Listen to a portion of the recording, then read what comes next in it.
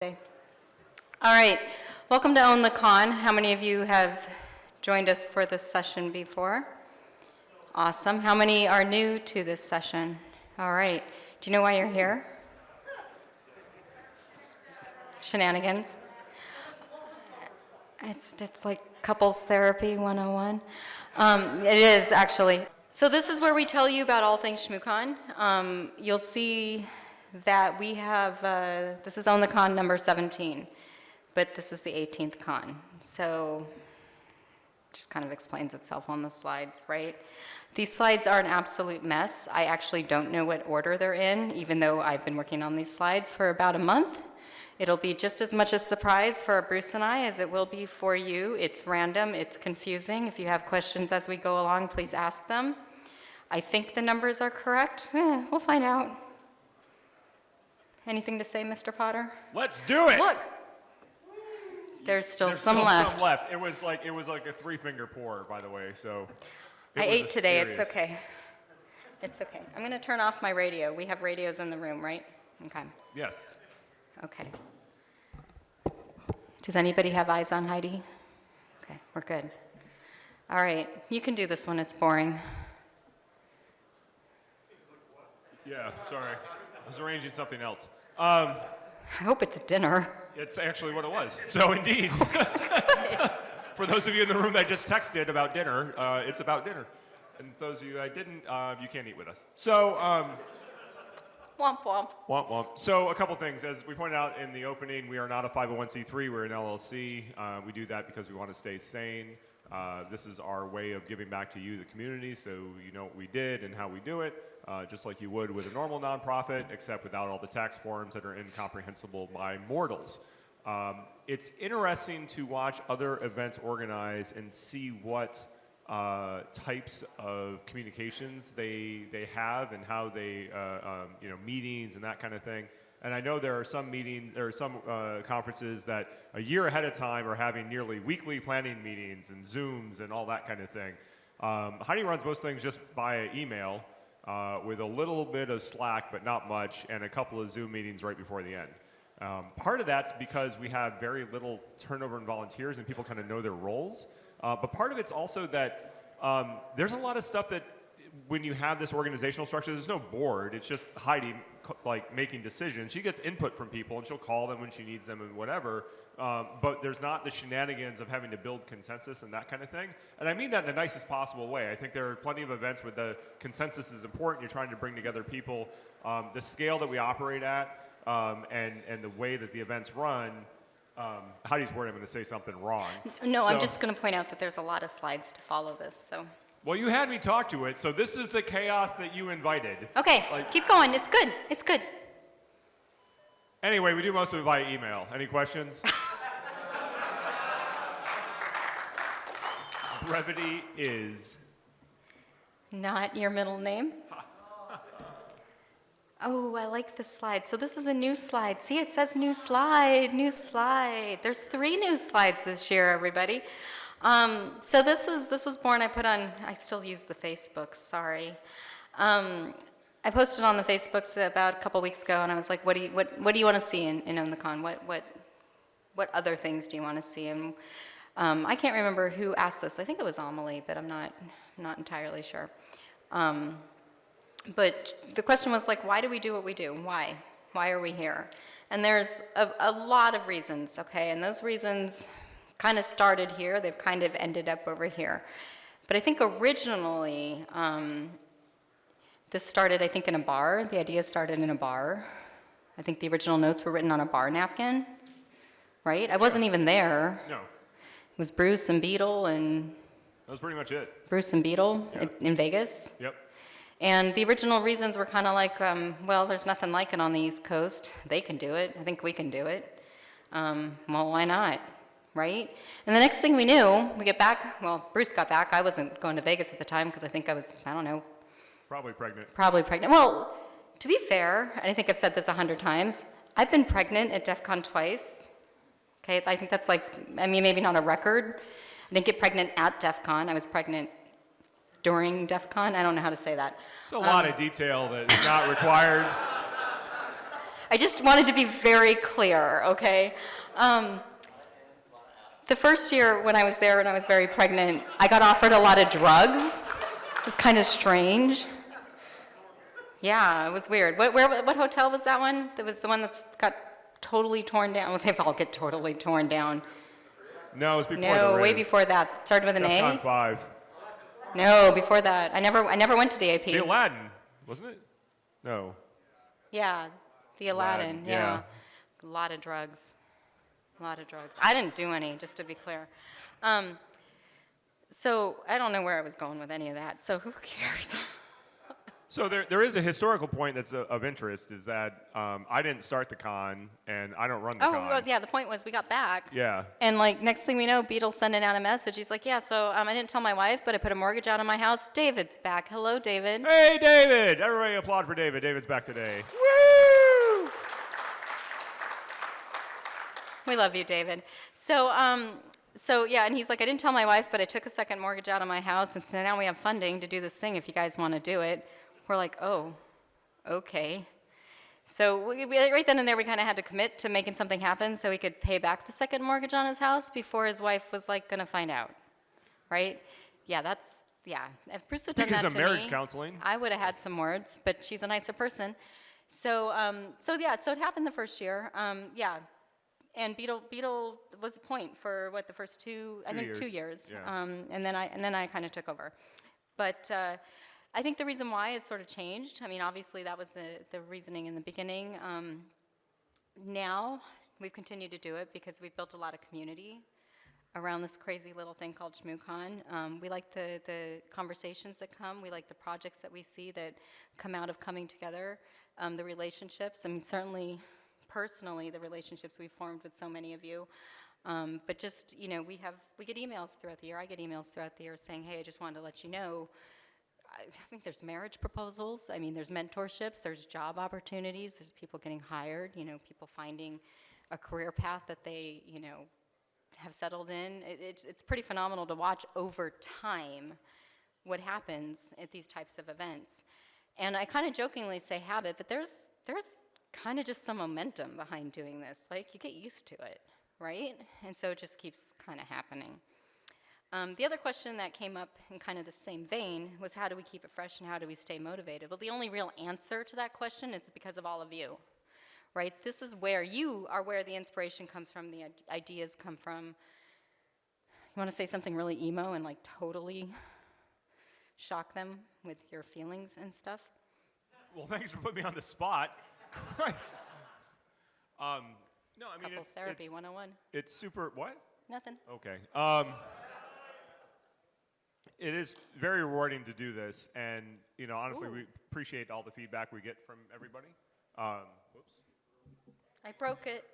My emo broke the internet. You know, we honestly take all feedback we get, right? And we take it very seriously, even if you don't tell us to our face. It's passive aggressive on Twitter, we still read it.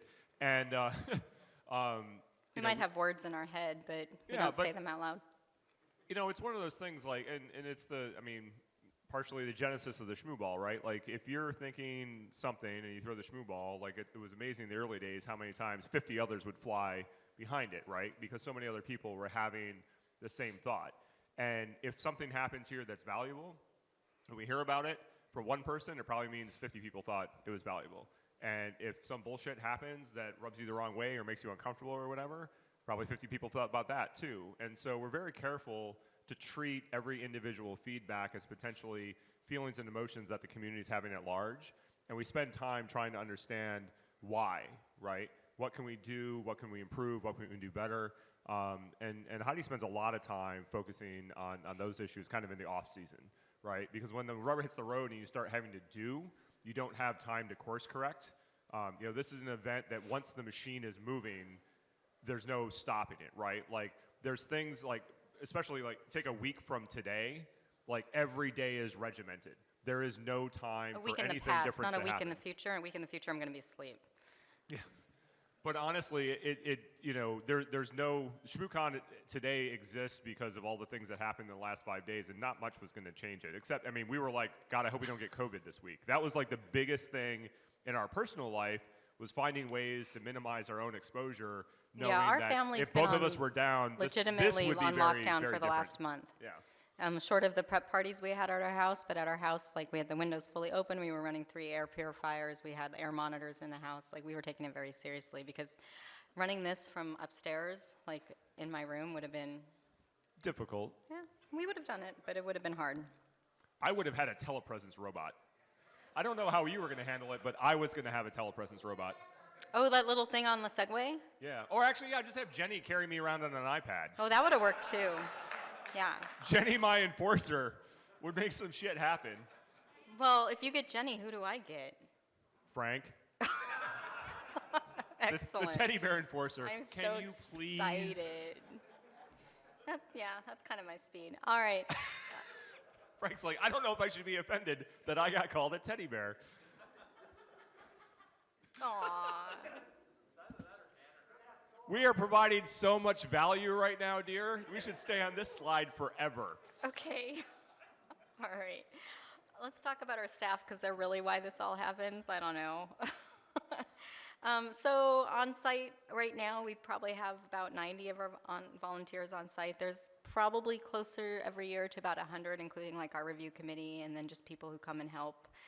Jenny and Jocelyn are examples of that. They come and help us roll T-shirts and stuff bags every year, but they're not officially on staff, right? But they're amazing volunteers who help us out. So we have other people in the community who do that as well. I'm going to look around the room, but honestly, my glasses are really dirty, so forgive me. I can't really see right now. It's all those mask hugs. But we get an army of support from the community. We'll talk about the shirts in a second. We've already talked about that on stage at the opening. But just here's kind of a rough delineation of how we break up our staffing. I'm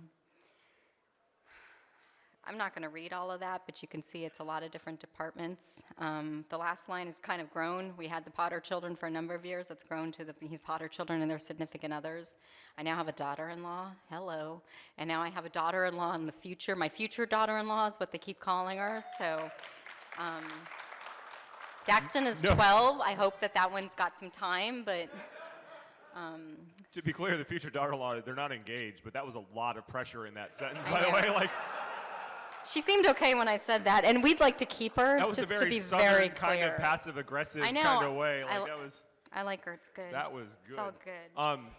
I like her. So I will say, like, for most of these departments, there's, like, a lead, and I think that... I'm the lead of the Potter children. Yeah. Yeah, right? I was going to say... Yeah, right? I'm the chaos agent of the Potter children. But every one of those groups has, like, a lead that Heidi can hold accountable, sometimes co-leads. I think that we found over the years of running a volunteer-based organization that if you can get 2 people that work together well as co-leads, you get to deal with the ebbs and flows of personal lives and people getting sick and the kids and work and whatever. And as long as they can kind of continue to stitch together and get the job done correctly, that co-lead thing has worked very well, especially for very important roles, taping and streaming, security, things like that require a ton of coordination. That's provided, I think, Yeah, a that's lot a of value. decision I made probably over a decade ago, just to put 2 people in charge of every department. It's worked out very well for us, and I think takes some of the pressure off of those departments as well, I think. So Yeah, it's as worked long out as they pretty well. don't just point fingers and say, I thought you were doing that, and it turns into Laurel and Hardy. That hasn't Laurel and happened Hardy yet, but was don't give a them comedian ideas. pair back in the early noughts, by the way, if no one knows who Laurel and Hardy was. All right, we won't. Sorry for that reference. David's waving his hand. We won't go over this one too much. This was something that was asked for us to be added to the slides a number of years ago, and actually when I posted on Facebook, somebody asked again about how much time goes into planning the con. I'll just let you take a peek, but it's a lot of hours, not only on my time, Bruce's time, but on our volunteers' time, depending on what their role is. A number of our volunteers, they just show up and then they put the time in over the weekend, but that's still a lot of hours, right? I mean, you all know if you volunteered for something, once you show up and you put in your shift time, it could be, 5-6 hours a day. But some of our volunteers are here putting in those 5 or 6 hours a day or more, but they put in, some of our volunteers, hours and hours and hours prior to the con, like our review committee. David with ticket sales. Bob certainly helps me work all the contracts with Encore for all the AV equipment that's up here. Frank helps me with some of the website stuff and, I don't know, keeps me sane on some of the other stuff that goes on. I mean, there's a number of people on staff who put in hours and hours prior to the event that happens here today. They don't just show up. So hi, cousin. How are you? So it's a lot of time, and if you've ever been involved in running an event, you know what that feels like. So, ta-da! Well, and I think if you haven't, it's important to frame like how spiky it is, right? Like there's periods of time where there's not a lot going on, but starting about 5-6 weeks before the con, Heidi's basically full throttle. Like gets up, sits at her computer, works, stops for meals and a few other go shopping, get some groceries or whatever. But that's pretty much all she does. And then about that same time, every hour that I'm not doing my day job, I'm helping her out. And there are things that we've chosen actively to do ourselves rather than outsource. Like as an example, we have a large format vinyl printer, and we print all the banners ourselves. And part of that is financial, like over time, it's cheaper to do it. But part of it's also, it allows us to do things like on-demand print new vinyl. Like we had speakers drop at the last minute. We were able to print new banners. I didn't have to call a shop and hope that they were open and could squeeze me in. But on the flip side, that means we have to do the art, we have to prep it for production, we have to print it, we have to cut it, we have to mount it, all that kind of thing. Katie's laughing at you. Yeah, luckily this year, Katie and Bobby were able to handle most of that production. In the past years, that's been me. But, that's It's nice when your children get older. Yeah. We believe in child labor. So I will say, there is an awful lot of flexibility that we have, how we run the con and the decisions we make, but we pay for it with time. And so if you're running an event like this, you can outsource it and spend less of your time. But you also spend more money. You spend more money and you have less flexibility. So we like to have the flexibility. We also are lucky that we have the space and the resources in our home to be able to manage it.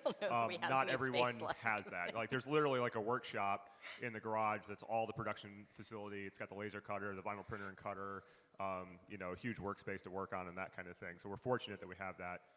So if you're in an apartment and you're trying to do this, you don't have those options. You have to outsource this shit. Anybody Speaking of logistics, I'm sorry, I stumbled into the next slide. You did, but it was a perfect segue. There's a little joke at the top. ShmooCon Logistics, and also spelled wrong, Logistics. For I don't even know how many years, that's what was on the bank account, was ShmooCon Logistics. It took us, I don't know, kind of like the badges, it took me 6 years to catch it. Corrected it eventually. Amusingly, I have an Amex card that had it spelled wrong and just has my first name. Bruce. It doesn't have my last name. And we were back at the Wardman Park Marriott, and they wouldn't give us our car after ShmooCon one year because we hadn't finalized the master bill, because you don't do that for weeks after the event. And I'm like, well, we're not going to wait weeks to get my car back. So I gave them the corporate Amex to pay for it to get the car out of hock. Which was idiotic to begin with, first of all. It was super that idiotic. was not But happy, then they're Heidi. like, this just has a first name. I'm like, yeah. And they're like, we can't run this. I'm like, why don't you call Amex? And they called Amex. It's like, does he have the card? Is it signed on the back? Does it match the signature? Then run the damn card. Amex was just like, this is not a problem for us. Run the fucking card. So we did. And I eventually got my car back. And I think that was actually the last year we were at the Wardman. It was really a glorious we left the Wardman exit. for a number of reasons. We just won't get into that right That now. wasn't the reason we left, That but is- it really did It was bring it all kind together. of like, what do they call that? The cherry on top. Yeah. So somebody asked, okay, you talk all the time about what goes into planning the con, but what really goes into planning the con? Okay, this slide is the most top-level, high-level list of things I can give you. But what you got to imagine, and I don't, the project management stuff, that software you can get that gives you all the spidery hands that go off of every single one of these things. Just imagine that. You can tell Heidi hasn't worked in corporate America. She doesn't know the term. I don't know the Gantt terms. chart. Thank you. I knew there was a term. I just didn't know the name. No, it's good that you don't. You haven't Oh. been scarred. Yay. No Go me. one has hurt you. Yay. Well, I thought it was actually powerful if you could name your nemesis. Oh, yeah, that's true. Know your enemy. Yeah. Gantt So chart. I don't know. Have I been hurt or not hurt? I don't Superman know. versus the Gantt chart. Right. So, Yeah, me too. anyway, so this is kind of The just second season was a little boring. Excuse me. Sorry. Are you talking or am I talking? It's debatable. It is debatable. Let's just talk at the same time. That could be fun. We want to go get the puppets? The puppets are here. Oh, we're just Okay. It's called duplex when two people can talk at the same time. But so aren't we we should supposed- just talk at the same time. we're really supposed to say the same This is a thing. good idea. We should both talk at the same time. All right. So anyway, this is like a high levels thing. This is like the most high level. I probably forgot like 100 things because I don't know. It's all in my head. And not everything on here is stuff that I do. This is just, a lot of it's stuff I do, but a lot of it's stuff that volunteers do as well. But it's kind of a list of things that need to get done for the conference to happen. Did I miss anything, Bruce? I don't think so. We've been over this list a bunch. Do you want to talk about anyone directly? No, do you? Sure. So, so honestly, how many people have been involved in running conferences like in their day job, like not like volunteer, like B-sides or whatever, but like help running day job type conferences? So I was as well. Like in a past life, I worked for a defense contractor, and we ran some events for the federal government. And I remember like we ran like a 300-person event out in Seattle. It shouldn't be? Question mark? Thank you. Okay. And there was like 6 contractors dedicated to run a 300-person event just for the federal government. No sponsors, no swag, nothing. Just 6 people dedicated for months to get 300 people into a hotel for 2 days in Seattle. And I remember thinking, like, you can do this with a half a person in 3 weeks, right? Like, you do not need all of this shit.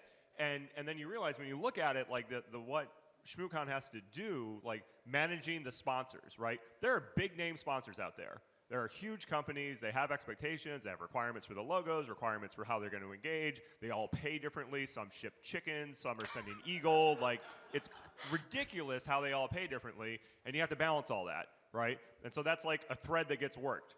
And then there's a thread that gets worked about swag.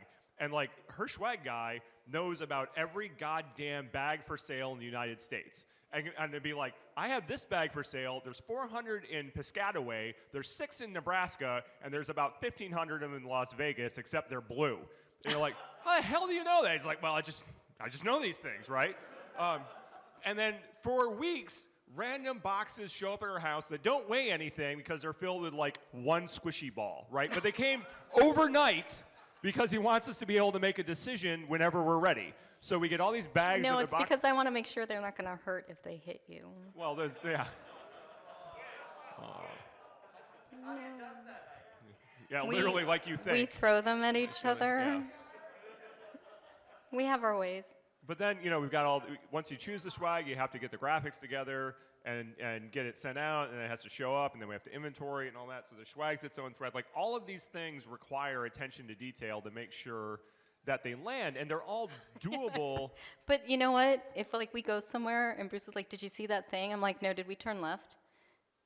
What? That's me. I don't pay attention to She doesn't anything. pay any attention at all to like her environment, right? She's totally like any, you know, not Walt Disney character, but like Looney Tunes character. They'll like walk across a skyscraper and like the shit's all going everywhere, and she's like la la la la la. So that's my impression of you, by the way. Thank you. No problem. God, he still Anyone chose needs me. me, I I'll don't be know. outside in a dumpster. All right, can we keep going? Do you have anything else to say? Nope, I'm just gonna shut Okay. up. Okay. All right. Thank you. All right, here's your sneak peek. Who cares? Oh. Here we are, everybody. You did not want to give me these. It's going to get fun now. Wait, this is backwards. Oh, sure. This ends in a marriage. Okay. All right. Oh, wait, no, we're good. This feels awkward. It feels This awkward. does not end well. I don't even know how to proceed right now. Like, Just own it, Bruce. Okay, here we go. So, you're so cute when you turn red.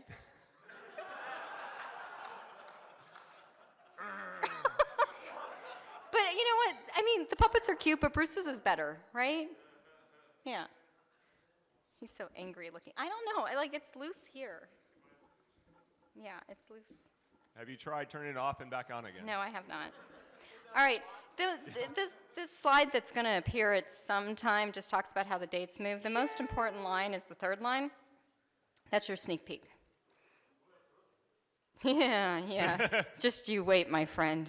You think that's early? Yeah, we're not going to talk about that yet. Just you wait. Just you wait. Henry Higgins. Just you wait. Anybody? Thank you. Yeah, but Henry Higgins is only in My Fair Lady. Except that one night when he showed up, and it was really awkward. Hamilton gets shot, and Henry Higgins shows up and is like, And it was really strange. Okay, anyway, all right, so now we're on to CFP stats. Woo! Wow, look at that. Everything on this page is online. Okay, so I posted a page or post, I don't know, a couple weeks ago about CFP stats. This year we had 169 total submissions. Are you moving that mouth when I talk? Okay. This is fuck going. you! Do you like hand puppets? Fuck you!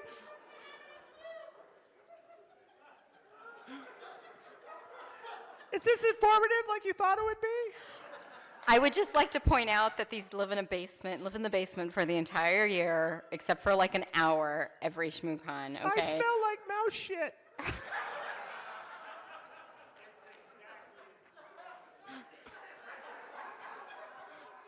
And black I like this mold. one better. That one's not mouthy. I'm going home with this one. Okay. Oops. We should continue. Could you put me down now? Oh, okay, yeah, it's probably, Okay. That's a good idea. Could you put my I need my boot. My boot. Oh, you said boot.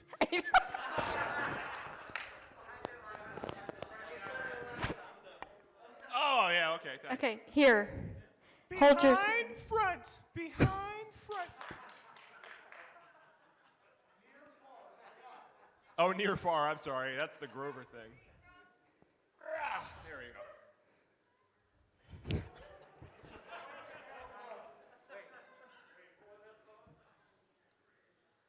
I don't have any idea what's happening right now. All right, we should just continue. Okay. He's in love with the boy. CFP stats. I'm done. I don't even know. I'm just going to read the slide because that's a sucky thing to do, but here we go. 169 total submissions. Normally, in a normal pre-COVID year, we'd get about 200 to 220. CFP submissions are down industry-wide. That's kind of a thing everybody's seeing. I was really nervous this year we wouldn't make it to 3 tracks. The submissions were coming in pretty slow. But the last 2 weeks before the call for papers closed, they started coming in and we were able to do, oh my God.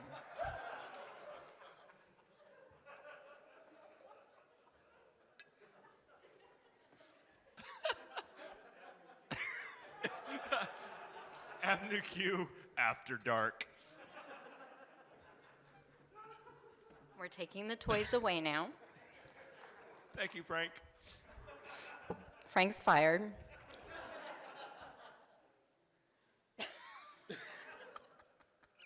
So I will say the numbers were down, but I think. Will you now? Yeah, no, I'm just trying to help you out. I'm just going to get this going again. You got to pull the cord, start the motor, and start going forward. Am I mowing the lawn? Yes. Okay. I never mow the lawn. We saw, I think, good quality submissions, which was actually, I think, a continuation of last year. We saw last year we were down a lot. We were up this year from last year. But I think that in general, people are putting a lot of thought into it. So it's not, I think, like the past where people kind of carpet bombed CFP submissions and they just went to a bunch of conferences and it was like the quality would vary wildly. I think in general, we saw people like following directions, able to actually put together a cogent thought, and that kind of thing, which was, I think, good. So anyway, you good? Okay, all right. Thank you.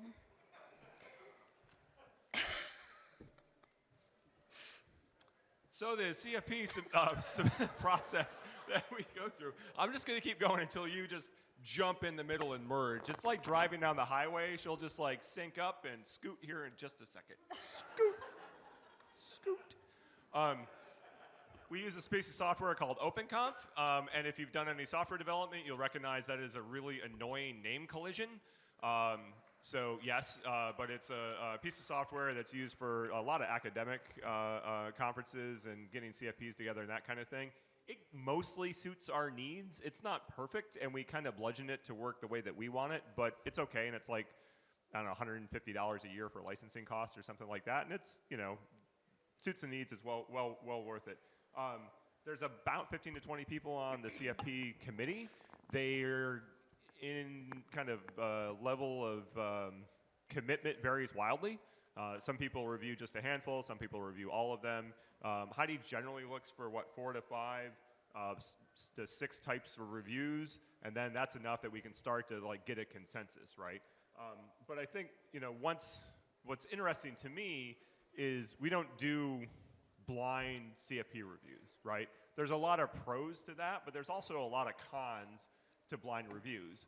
And there's 2 things that come up. One, we can put together a program that, while maybe is the highest ranked talks, is not actually the engaging things that our audience wants to see. There's plenty of things that our CFP committee will look at and be like, well, that's pretty cool, and they rate it high, but at the end of the day, you don't need 3 talks on the same topic. You don't need, you know, there's some topics that are interesting but maybe not appropriate for the event. But the other thing is you can, unintentional bias can get in the way of people's reviews. Language choice for people that are like ESL, and they're not able to necessarily get their point across in the CFP process as coherently as someone who's a native English speaker, as an example. That's something that Heidi will go through with some of the other program committee members and assess, like, you know, what's really going on behind the scenes, what's the right program to put together, and they put together what they think is the right program for ShmooCon and the right program for the speakers, right?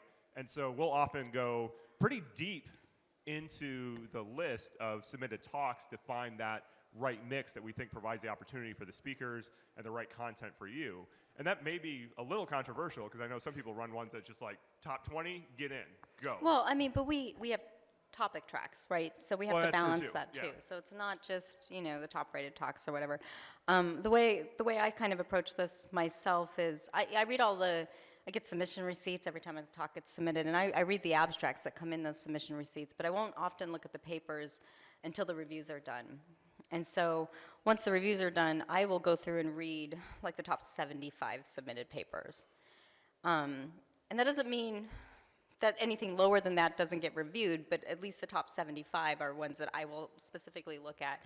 But then I have to go back in, and when I look at the scores, you know, the way the program works is you can see the range of the scores. You can see like maybe a talk, somebody rated it a 6 and somebody rated it a 1. Well, I like to joke that sometimes we get really happy reviewers and we get really grumpy reviewers. So I have to go in and look at why somebody gave that a 6 and why did somebody else give it a 1? Like I have to go figure out who was on drugs that day, you know, or like who didn't have their coffee or what was going on, because that can affect the scoring. The scoring's, you know, not the only component, I guess. So we have to kind of go through and you have to dig deeper to kind of figure out what's really appropriate. There was a question at the bottom of that slide. I'm still a little broken, apologize. Is there anything else you want to know about the CFP stats before I give you a bunch of tips on how to hack selection at any conference you're submitting to? Anybody? Yes? What's the rough breakdown of submissions? Hard, technical, here's my concept for the debate versus more like your idea space. I guess I don't want to call it softer, right? But like not hard, those kind of stuff. So that's an interesting, I mean, Repeat the question. okay, you repeat the question. What's the breakdown between talks that are highly technical and down in the weeds versus more abstract think pieces, touchy-feely? I don't think he used the term touchy-feely. That's my summarization. Said soft. Soft skills. Soft. Soft. Squishy. So squishy. So squishy. Sorry, I'm back. She's recovered enough I can provide commentary. Like I had to like back off a little bit, and I'm back on the throttle. We'll just see where this goes. It's kind of an interesting question to me because I would say the track that we get the most submissions for is our Bring It On track, because it's like, it's the catch-all track. So anything that's not highly technical, anything that's not specifically defensive, right, gets submitted to Bring It On.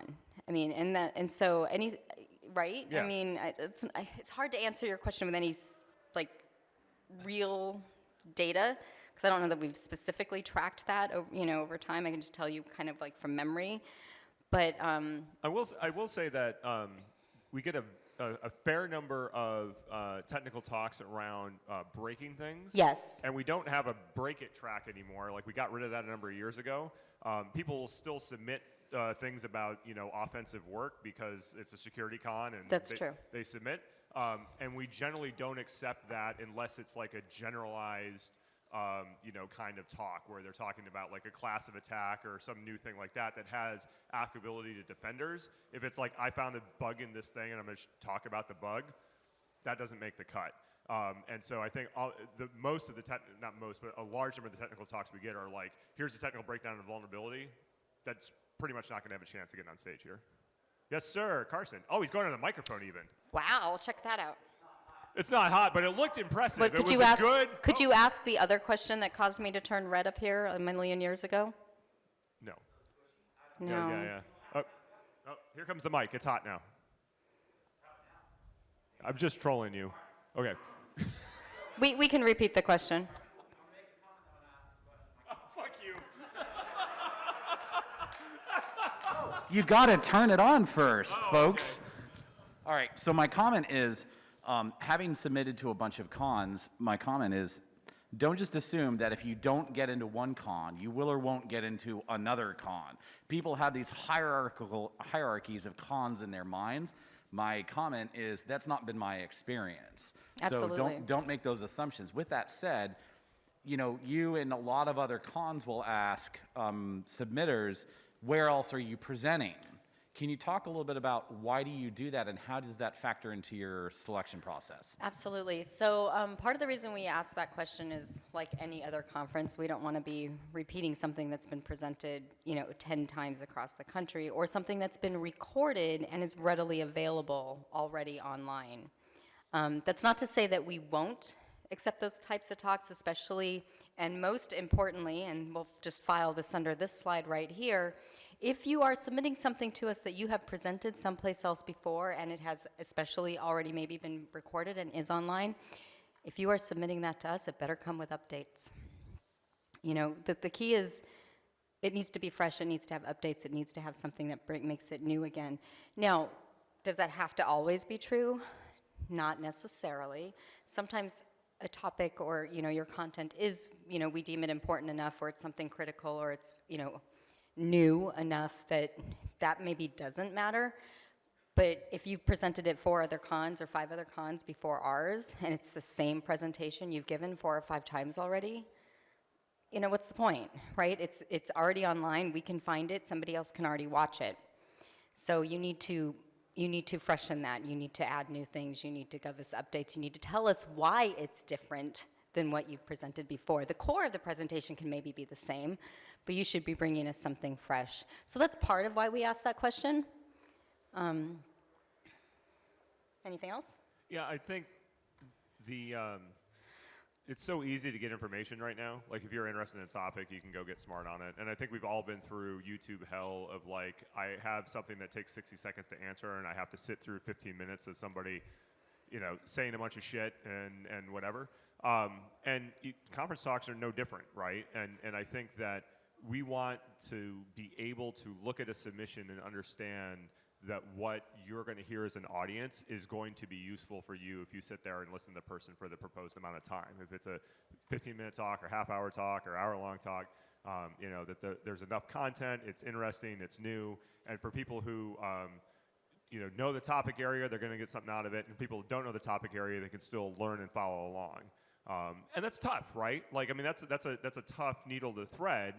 But, we think a lot of people do successfully thread it. But I think when you submit to a conference like us, be aware of our criteria. But there's other conferences that don't have that same kind of thing, right? There are other conferences that overtly say, like, assume your audience member already has a topical knowledge of this subject.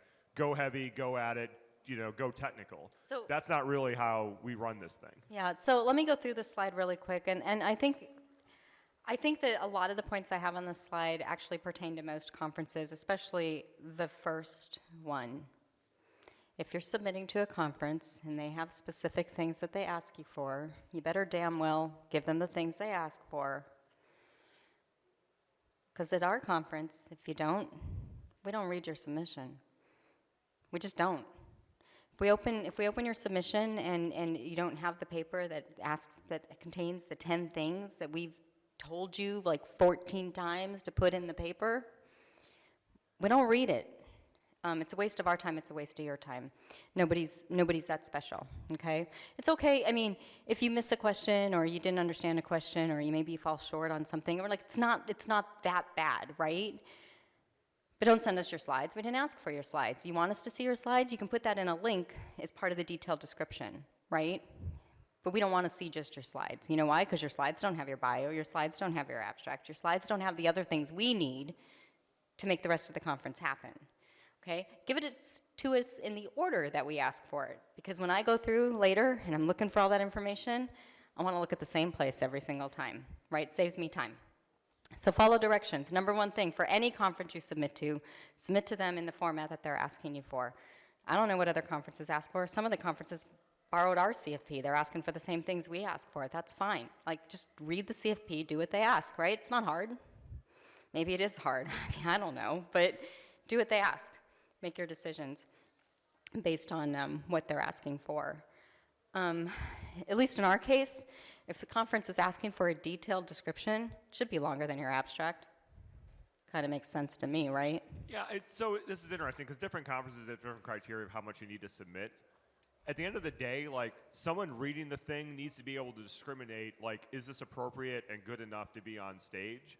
And if you read the thing that you wrote and there's not enough information that you could make that decision, it's not sufficient, right? And so, like, again, different conferences, there's other conferences where a paragraph of information is what they base their decisions off of, and that's fine. That's what they're doing. Right. Again, go back to step number one. Follow the directions of the conference you're submitting to.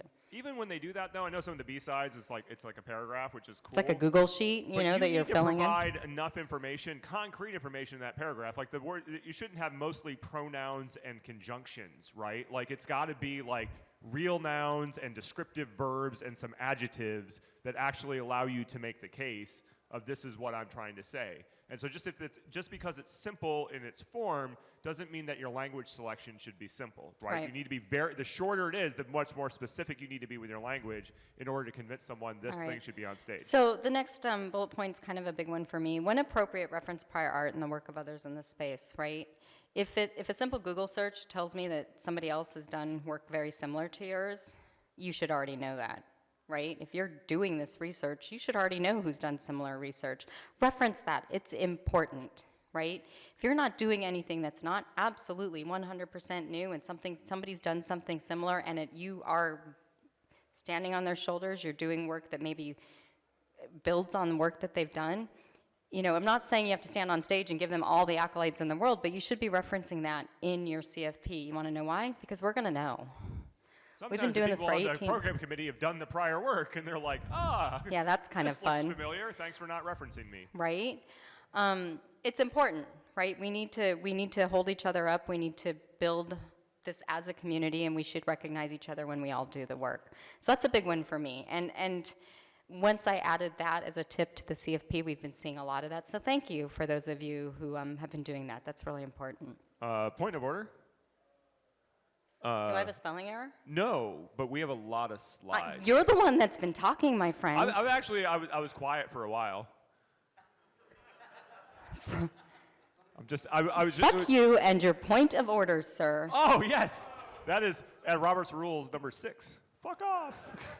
All right. Y'all know how ticket sales works. Okay, this slide is just in here as a legacy slide, right? The ticket sales, how we run it, has not changed now for a number of years. It's basically FIFO. We do, this comes up every year where people will be like, boy, it'd be nice if ShmooCon got rid of all the bots. We have bot countermeasures, and we literally manually review each transaction, each registration process. It's my con, I can run over. Heidi just told Goki to get bent. He's held up the 5-minute side, and this was the response. So So we're along for this ride, folks. Actually, we're getting close, but we'll talk fast. Class I'm just 2 giving you a rapids are now shit. class 4 rapids. It's getting bumpy. But they're really, I mean, we do care, right? Like at the end of the day, like I think, I mean, it's not that we don't make mistakes, but the people involved actually give a shit, right? Like we're trying to make sure that everyone has an equal chance of getting in, and that people aren't using, malicious or You guys, it's not that we don't see little bits of shenanigans here and there, but it's not what it used to be. It's and not it's like not what you Ticketmaster. think it is, which is the more important thing, okay? It's by and large people. By and large. some cows and a few Some chickens. cows and a few chickens. Chickens. I thought I unplugged it. Again, sort of legacy, all this information on this slide is a post on the website, so I'm not going to go through all the numbers here. It's the same information that, again, is posted on a blog post, a news post on the website, but it's just kind of what we saw over the ticket sales rounds in terms of like unique IPs, email addresses, and all that kind of stuff. So you can look at the post online if you want to see that, or you can look at these slides at some point in the near future. What's interesting to me, I will point out this, more and more people in the ticket sales process are getting tickets off the wait list in all 3 rounds, which means that some of you are actually only buying 1 ticket. Thank you. I love when people only buy what they need versus what they think they need. That's just me. Again, legacy slide addressing shenanigans. So we do look for them. We do address them when we think that they're inappropriate. Again, another legacy slide. I told you we'd gain back some time. Yeah, you're right. I should have Yeah. shut up. Secondhand sales for profit are not the issue they used to be at all. I came down pretty hard on this a number of years ago, and the community responded. So again, thank you. That's all on you. I appreciate the response that we got from all of you in tackling this issue that we had. For those of you that don't know, people used to buy a bunch of tickets, and then they'd sell them for way over what we would sell them for, and they'd make money off of all our hard work, and you can imagine how that felt. So thank you. Don't thank you. negotiate with terrorists is basically the subtext. Anyway, we are saying thank you for self-policing on this matter, and we appreciate it. Oh, Lord, that's really small. Holy shit. Yeah, you know that, I don't know, I had the speaker info session. It was mostly about logistics on how to, like, hook up to the thing up here. Like, I totally failed at that when I got here. But one of the tips I gave them was don't use anything less than 12-point font. I think this is like, I don't know, 7.5. That's okay. It's okay. Changes over the years. This was another question that people had asked. We're going to go through kind of fast. Obviously, the number one change over the years is we started out about 300, kind of grew every year, and then capped out about 2,200. We've been there for a while now. A couple of years where we dipped back down. 1 year was at the Hyatt due to size, and then, of course, the COVID. Last year, we dipped down again. We've had some track changes over the years. That was kind of fun to go back and dig out when we had all those changes, but they're there. You can look at them later. We stopped doing keynotes a number of years ago. Kind of just decided that wasn't, like, why? I don't know. I mean, keynotes are fun. I don't know. Just didn't feel like a thing that we wanted to do anymore, so we stopped doing it. I didn't really have any rhyme or reason, Bruce. I don't know. We just... It's a lot of work, and the feedback varied a lot depending on the person. You Yeah. put one person on to be like, this is the most important person this day. And it was already a plenary track. So we like, just- why are we you just making stopped. delineation? And we stopped, and Nobody noticed. Nobody noticed. You're like, cool. Which I think in general The only speaks to person the- who ever asks me anymore is my dad. Every year, do you have a keynote? I'm like, Dad, I haven't done keynotes in, I don't know, 7 years. It's really cute. Hi, He Dad, also if asks, you're watching. is there a theme? And we're like, yeah, Broadway. He's like, what does He's Broadway like, have to do I with don't get security? it. Yeah, he's really cute. It's more of a conceptual theme. Yeah. Ticket sales, lots of changes over the year. I don't know, year 1, I think we did PayPal. Anybody remember that? PayPal, year 1. Yeah, I had to look that up. Fucking Elon. Couldn't even remember. Yeah, right? Yeah. Wow. Could you say that again? That made me happy. Fucking Elon. Thank you. My Twitter account has been suspended. He's not watching. Who are you kidding? He watches all. We sold our car. Then the Moose Cluster. Who remembers the Moose Cluster? That only fell over like 17 times. I think one time I crawled under the dining room table, sobbing my eyes out one day. That was kind of fun. We used authorize.net until the one year I tried to use, and they were like, "Yeah, we don't like you anymore." You know, like 2 days before the con, we like went to do No, a test before transaction. ticket sales. Do you remember that, David? And I was like, oh, shit. We went to do a test transaction, I was authorized like, .net. It's like, hold on a no. minute. I need to find a new credit card processor. Yeah, that was fun. Yeah, yeah, poor David. I was like, honey, just give me a minute. So now we're on Stripe. Woo! They- Much better. They're pretty good. To what we're running now, which is it's actually an evolution. We've gone through quite a little bit of an evolution over the last years, but we've been solid now for a while. It runs pretty well. Other program changes, we introduced Shmooze a Student in 2013. ShmooCon Labs, we started accepting attendees. ShmooCon Labs has kind of always, I guess, officially been a part of ShmooCon since maybe year 2. They existed in year 1 because we had to have a network, but it wasn't like ShmooCon Labs. And then in 2007, it's very tiny, I can't even read it. We started accepting attendees. Saturday night was off-site for a number of years, then on-site, and then kind of became unce, and now there's no unce. That's my notes on that one. Anyone remember going to the off-site ones? Anyone enjoy going to the off-site ones? Heaven and Hell was fun. That's where I crawled out of the bathroom onto the roof. Never mind. There was the one year we were in Southeast. Oh, that was terrible. was- We remember that thing with the 5 minutes and we got to keep talking? Let's not tell that story. All right, yeah. Okay. I'm just glad no one died that year, legitimately. That was legitimately weird. Yeah. Content, we were one of the first, well, it's kind of maybe a little ambitious to say that, but we were one of the first conferences to post our content for free and to stream our content for free. So that's always been pretty cool. Yeah. So, a lot of that in the early days was made possible because of TED. Yeah, I was just So- going to say that. Woo! Hi, Ted.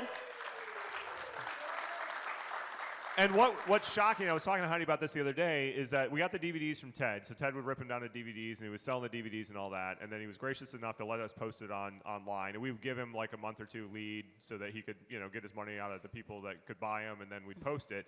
And when we started encoding the DVDs in like 2005 and 2006, like, the internet wasn't as big as it is now, so we had to make some decisions about like video quality and shrinking these things down because we were serving them ourselves and whatever. And Pablos, one of the OG schmooze, was like, you need to encode these as original DVD quality because at some point we'll be able to serve that like real DVD quality over the internet. And I'm like, dude, get off the drugs, right? And the Okay, problem but here's with the Pablos, thing. he's He's always a visionary, right. and he's always right. Always right. So Okay. we actually had to re-rip So those he's like DVDs Mr. years TED later. Talk, Yeah. right? And he's amazing. Pablos Holman, look him up. Yeah. Jerk. Jerk. We've known him, I don't know, Todd, we've known him for 25 years. maybe more. I don't know, it's been a long time. I've known Toddlet since he was like 8. She called you Yay. Toddlet. Sorry. Anyone else is welcome to do that going forward. I didn't say that, Todd. That's on him. Technology. Sometimes ShmooCon keeps up, and sometimes we don't. Now I think you might have all noticed.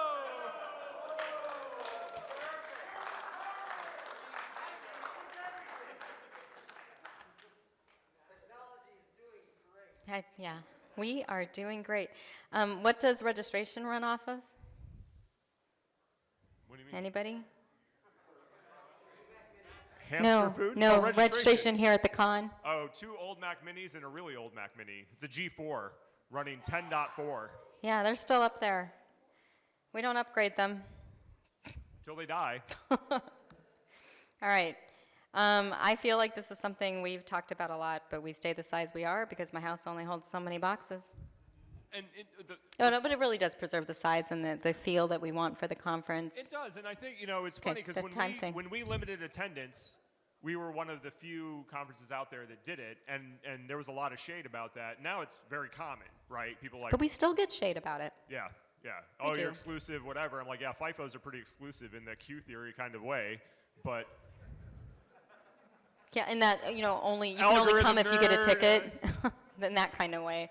Yeah, the people without tickets can't come, sorry. Ask me how I know.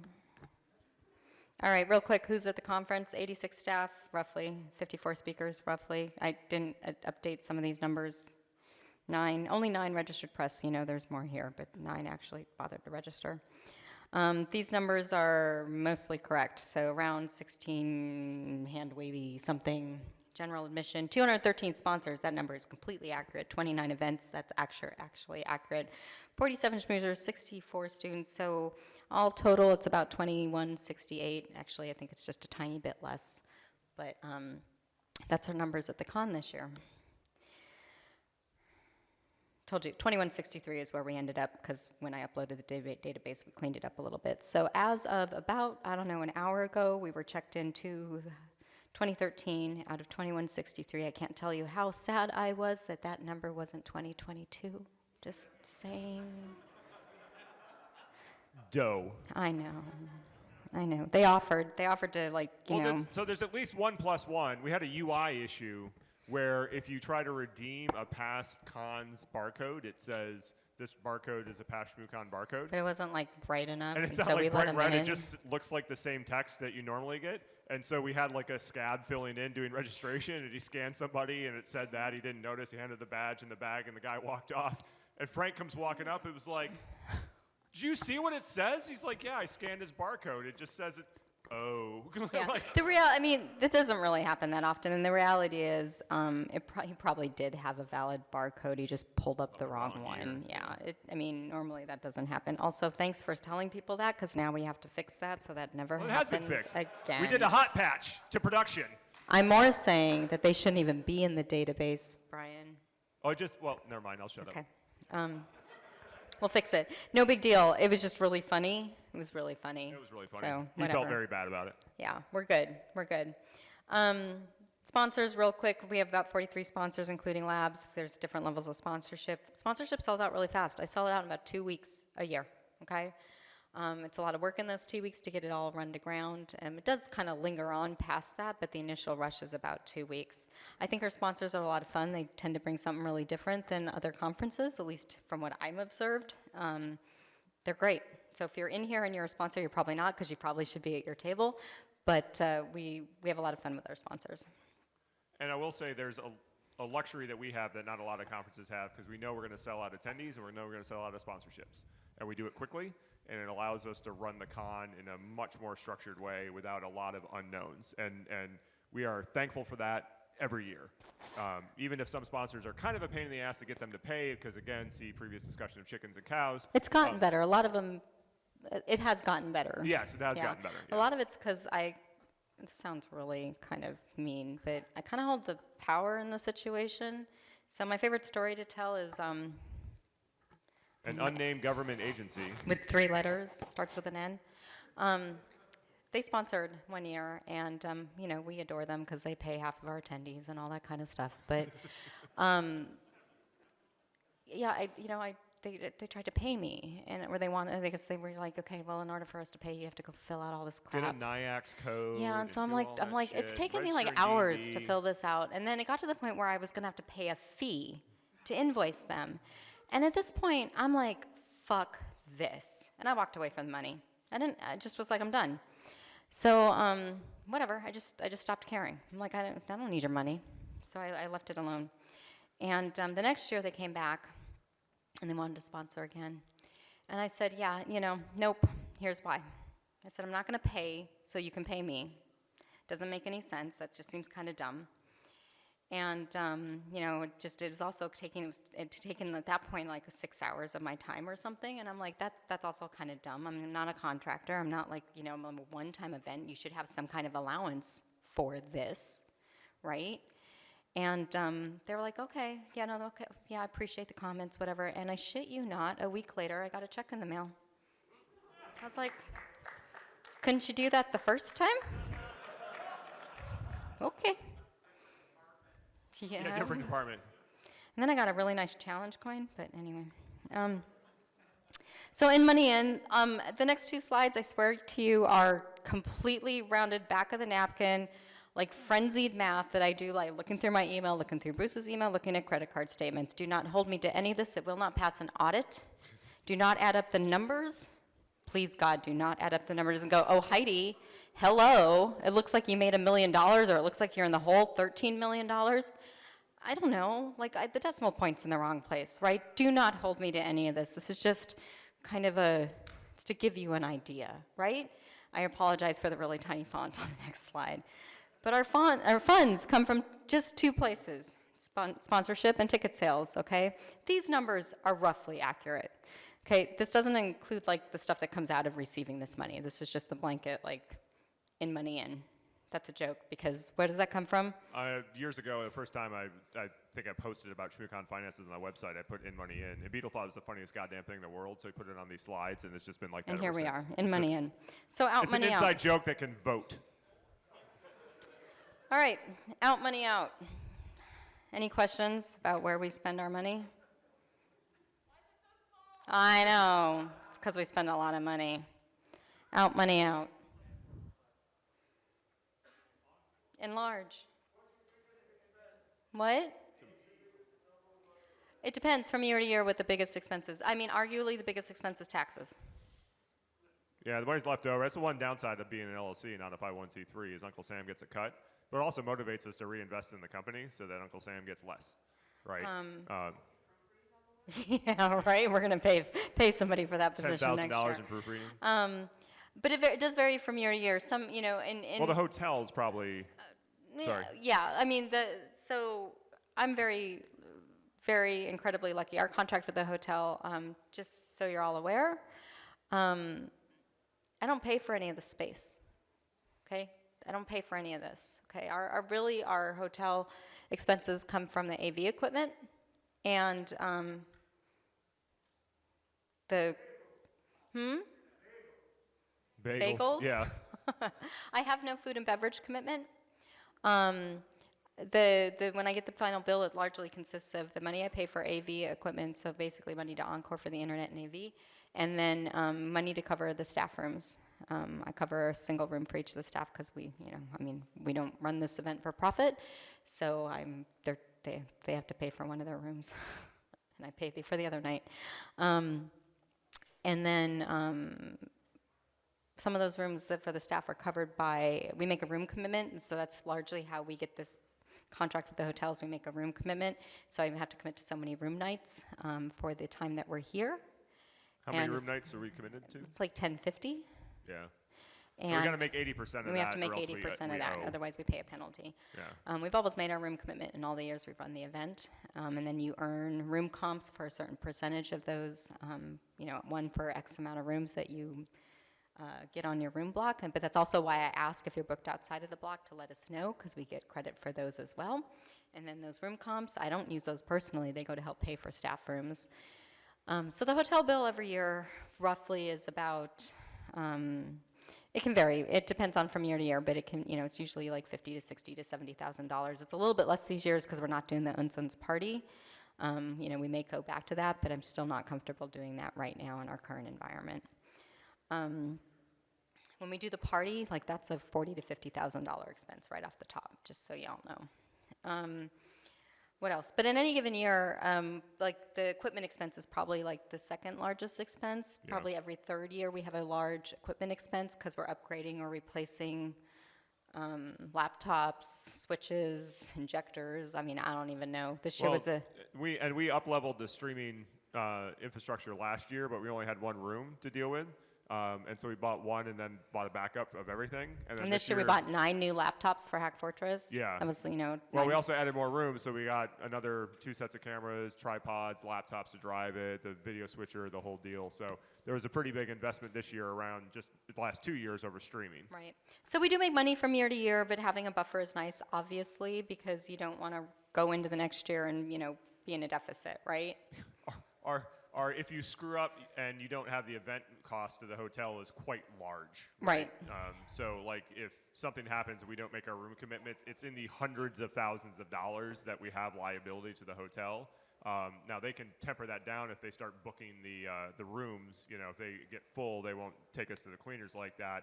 But the personal liability rains down on us. That's an LLC, is it rains down on you personally. And so the hotel can come after us for $250,000 because we didn't make our room nights. Right. So Any there's a questions? little risk there. So any questions about expenses real quick? So the insurance is actually kind of cheap, believe it or not. It costs us about $1,000. It does not cover anything to do with water or alcohol. So as long as we don't swim or personally serve you drinks, Yeah, the alcohol pretty cheap. becomes the hotel's problem, right? That's why, we're not TAM certified or any of that. So the hotel deals with that liability. It's $2 million worth of coverage, personal injury, property, that kind of thing. To be clear, Bruce and I also carry umbrella policies. Please don't sue us. Yeah. Yeah, so. Double. Oh, yeah. And to be clear, when you add those things into your like event insurance, the cost goes like sky high, right? I mean, it's a 'Cause big someone deal. will die, Because somebody will die. That's Yeah. exactly what they expect. But Swimming in flaming alcohol guarantees it, right? Like that's a lock right there. But we It's just kind out of in take our style. recommendations. We've A been using the Kahlua same bath insurance and a company for cigarette. years. And we just kind of take our recommendations based on, what, the hotel actually doesn't require event insurance from us, but Yeah, they do. no, they don't require us to prove it. This year they started requiring it.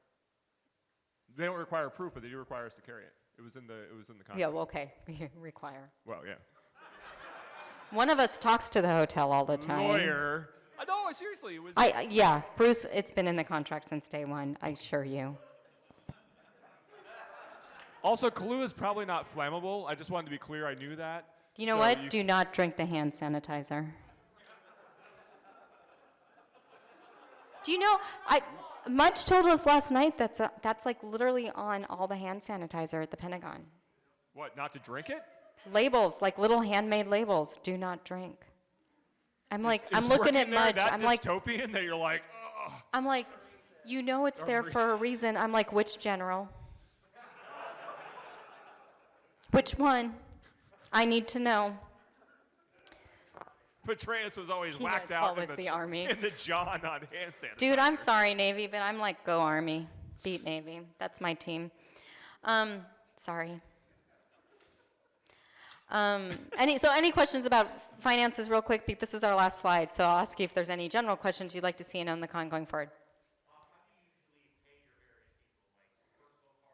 Amex. I have a business Amex. I have a business account, business check.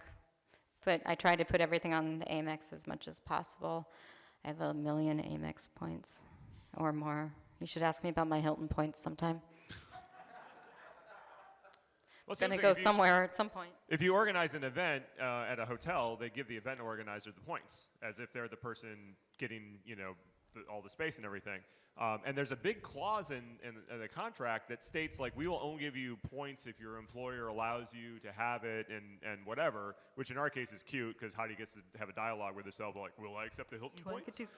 Points? Gee, I wonder. Of course. But I mean, there's actually a fair bit on the table for some of these larger events when the event organizers are doing it, and it hadn't really dawned on me that if you work for like a Booz Allen or Lockheed, like you wouldn't be able to take those points. clear, But if but you're a I just professional wanna- event I- organizer, you're like, fuck yeah. I don't want to sound like I'm like, riding on the laurels of all the Hilton points. I tend to be, and for people who I meet up with at cons and stuff, like I take my staff out to dinner all the time when I can, when I'm out at various events, as much as possible. I will rent the bigger room at the hotel so they can come hang out and they have a space to, be in when I'm traveling around and stuff. I do try to share as much as possible with the people that help make this possible. So. All right, so in general, this is the last slide, and then we got to boot because the hotel's got to reset this room for tonight. Anything you would like to see, and somebody else who is not me should write down the answers to this question because I won't remember, but for future Own the Con, yes. Todd's like, that's my job. I know, that's what I was hinting at, Todd.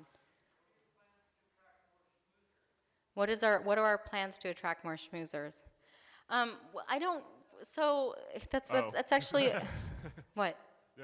The premise is the problem that we have problems attracting schmoozers. So we do not clearly have problems attracting schmoozers. I actually generally cut the schmoozers off early, right? And this year I did that in part. I cut them off at about 45, 50 schmoozers, I think. I can't remember what the slide said, whatever that slide said, so I cut it off. Because at that point in time, we actually didn't have many student applications. And it made no sense for me to continue accepting schmoozer applications if I didn't have student applications, right? That's just me collecting money. So I cut it off, and typically I do cap schmoozers anywhere between 40 and 60, right? Now, I'm a big old pushover when it comes to the students. If a student sends in a complete application, they're generally going to get in. That's just how it is. So no matter like how far past generally that goes past the schmoozer amount, ShmooCon's going to eat the rest of the student applications no matter what. Now I say that, but please, if I get like 400, obviously, you know, I'm going to have to make some decisions there, right? Like this is within reason. But I also don't want the schmoozer program to become like a backdoor just to getting a ticket. I do want the people who are applying that program to be invested in our students, to be participating in that program. It means a lot to me. So I think there was also an impact on the students from COVID in the sense that in an undergraduate program you have like 4 years of institutional knowledge that's constantly a sliding window, and COVID shot a hole in that. And so you had a group of kids coming in who had never heard of ShmooCon or anything like this, and then basically 2 a years of two-year people gap, who had yeah. left. And so there was little institutional knowledge left about, oh, there's this thing you can do. Well, the good news is, though, is some of the professors Some are of the very professors aware good, of our but we even program, saw yeah. that same trend with like scouts. Like we've been involved with scouting for a long time, and Cub Scouts are younger, and they have like day camp that Heidi helps run. And again, that's like a 5-year sliding window. And when we came out of COVID, there was far less interest in the summer camp. And I don't think it was because people were afraid of COVID. I think it's because like they lost the muscle memory about like, oh, it's time to go to summer camp. We need to tell all the kids, and the kids go and whatever. And I think the same things happened with the students here at ShmooCon. So the older people, if you will, who you've been in the industry a while, you're aware of like all these events and which ones you want to go to and not. The students lost that view. So this year we saw an uptick from last year for sure. Well, last year I did hold the numbers low because we kept the overall conference low due to more COVID restrictions.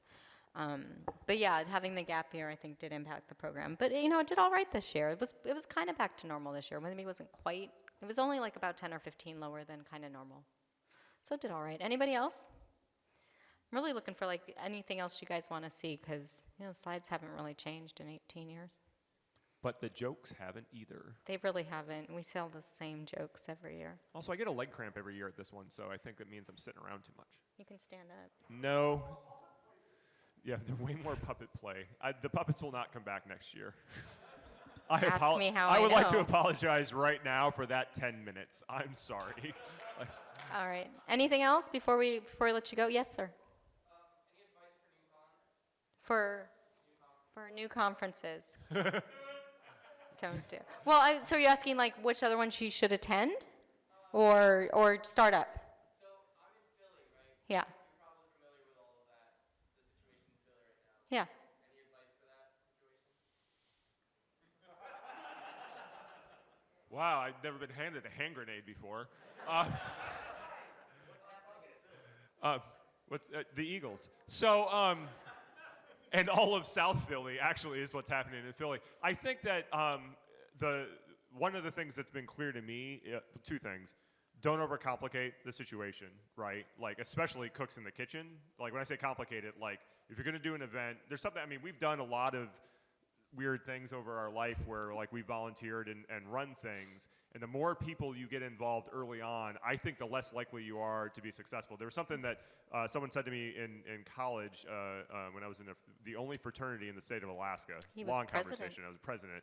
That every event like this requires a maniac to be at the helm to run it, right? Like, you need someone who can like pour on the gas thank and just you. make shit happen and go. So if you're gonna do an event, just like go, and people will follow along behind you, right? And if you're a good leader, they'll But, follow. okay, The other thing, woo, I won that one. The other thing that I would say is that focus on your volunteers and reward them and make them feel like they're part of it. So it's a balance, right? Like, you have to be the maniac that drives the thing, but you also have to build the community of volunteers to come with you to help do the thing. And that's really the challenge that you have to balance. That's what she does. Oh, well, so at that stage of the game, we had the Shmoo group was a much more functional entity, and there were like 30 of us involved in the Shmoo group, and it was basically like, get 10 friends to show up. We'll Oh grab yeah, some no, people it we was really like trust, begging on lists to be like, okay, and we all had to pay our own way. Yeah, like we paid our way in. We all Like, bought it was a tickets. totally different deal in the early days. But that was because Yeah. we had that huge group of people. We'd already been doing open source projects and conference presentations and books and articles and that kind of thing. So we were used to working with each other. So we got a lot But of I value think, over that. I think even in those early days, as we brought on volunteers like Louise in the back working, he does labs for us, and even David, who came on, I mean, you weren't a volunteer maybe in the first few years, but came on pretty early. And I'm looking around, I can't really see, but there's probably more of you in the room. When people who are committed to you show up, you got to be committed right back at them. And I hope I make this very clear. This isn't about me. It's not about Bruce by any stretch of imagination. It's not. It's just not. Right? I know we get a lot of the attention. We get a lot of the accolades. We're the ones up here talking into the microphone. I get that. And we do carry a lot of the load. I'm not trying to necessarily minimize what we do. But it's entirely, absolutely not possible without the team that we have around us. We wouldn't do it if they weren't here, period. We couldn't do it if they weren't here. And, they support us, their family, we support them. And I think that I always like to say there's a hierarchy in what I care about when it comes to the conference, and the volunteers are the number one thing. Everything else is after.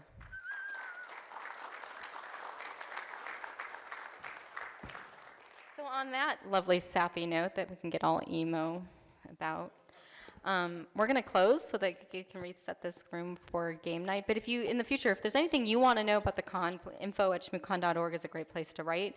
I will promise you that I'll get an answer maybe sometime next week. And if there's anything you'd like to see in the future in these slides, let me know. I'll put a new slide stamp on the next slide that I add it to. Otherwise, thank you for being here. We'll see you on the con floor.